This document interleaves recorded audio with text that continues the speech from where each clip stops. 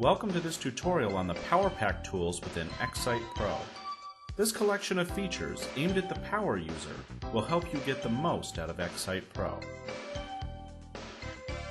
In this tutorial, we're going to learn all about creating an XML sitemap to help submit your site to Google, using the Import Pages tool to incorporate pages into your sites that weren't created with XSitePro, using tokens to automatically insert certain kinds of text into your pages, either during creation or upon publishing, and finally we'll explore the multi-page creation wizard. As with our last tutorials, we're going to start right here on the Other tab. Let's begin with the Google Sitemap tool. The Google Sitemap differs fundamentally from a traditional sitemap. The regular sitemap that's automatically created by XSitePro is designed to help the user navigate your site. A Google sitemap is different. The user won't see it. It's an XML document that will only be read by Google and is used to help your site's coverage in Google Search Index. Google uses this file as a roadmap to spidering your page.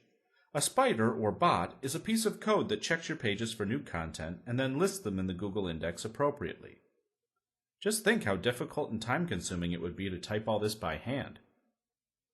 Normally, creating a sitemap for Google requires a lot of time and a good grasp of XML. But XSitePro helps get you up and running with Google Sitemap in 6 easy steps.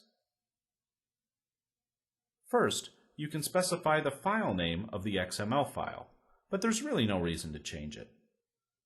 Second, we have the ability to set the priority of the pages on our site by clicking the Priority and Exclusions button.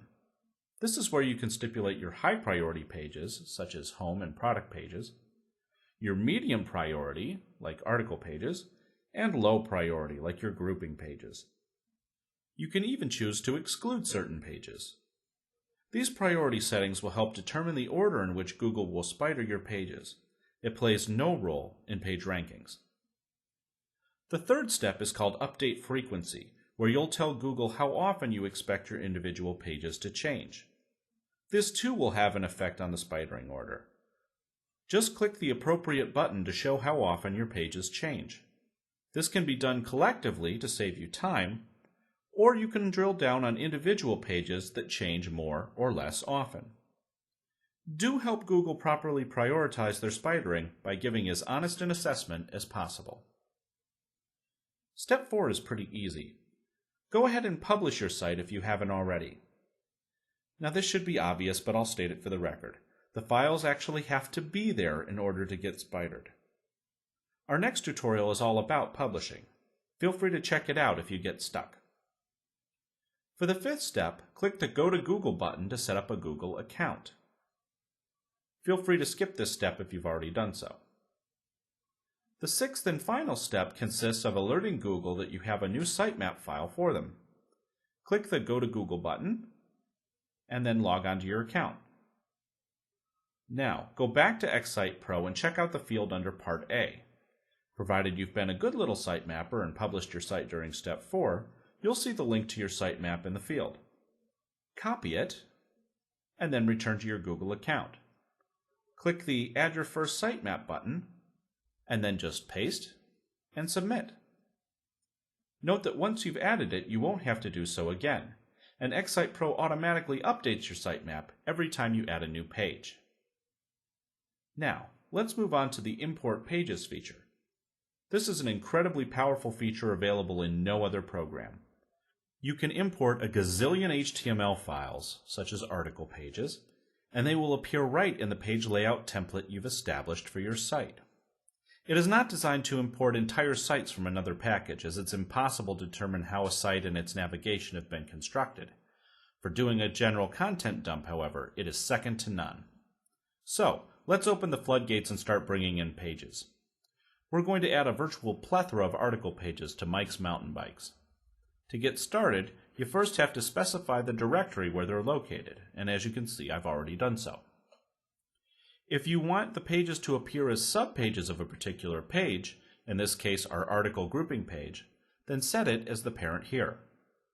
Next, check where you'd like the pages to appear in your navigation, as well as whether you'd like them to fit into your standard page layout, and whether they're ready to publish. But this is only the first of several tabs on this screen. On the Keywords tab, you have several options for automating the assignment of keywords to these new pages, such as importing the original keywords from each page, adding new ones to the list, or replacing the originals entirely. We're simply going to use those keywords that are already part of each page. You can do the same with the description metadata. Also, if you have other elements you'd like to insert into each page, you can freely do so, with separate tabs for the top, middle, and bottom of your documents.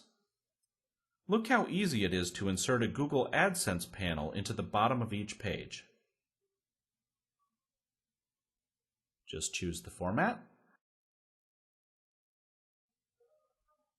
There. As another example, say we wanted a blurb at the top of each page that roughly describes its content. To do so, we can use a powerful feature of XSitePro, namely tokens. Tokens are placeholders. They represent specific information. So, I'll insert my sentence fragment here, and then include tokens where my top 3 keywords will appear. Keyword 1, keyword 2, and finally keyword 3. Good. You have tokens available about the current page as well as its parent page, website, and even its project.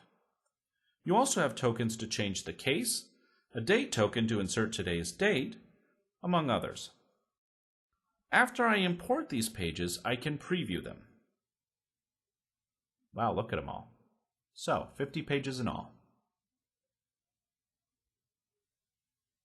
Notice how they're all listed under the article's parent.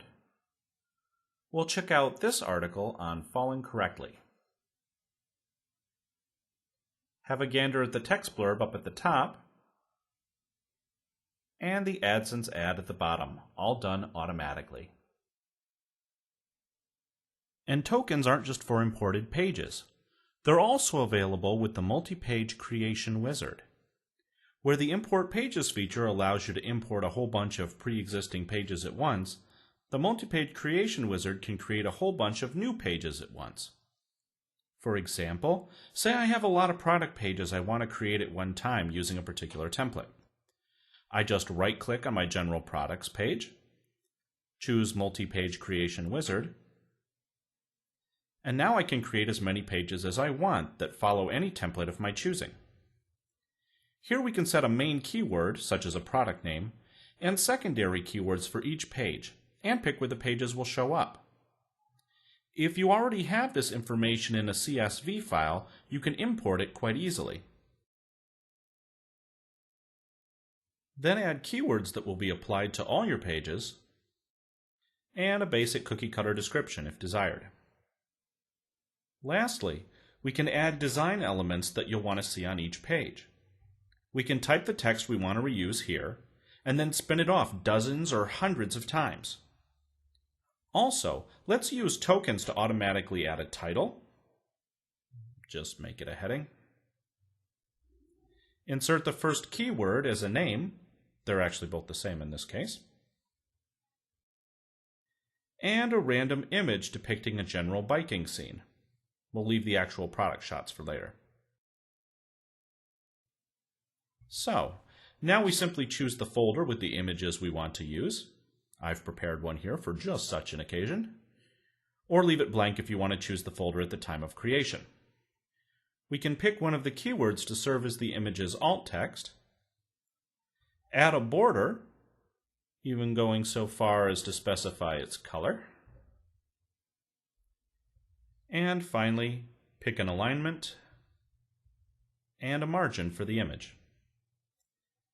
Click Create, and your new pages will be created and ready for customization. Look, see how the pages are different based on the tokens? To recap, we covered the PowerPack features of XSitePro, including using the Google Sitemap, importing pages, inserting tokens, and using the multi-page creation wizard.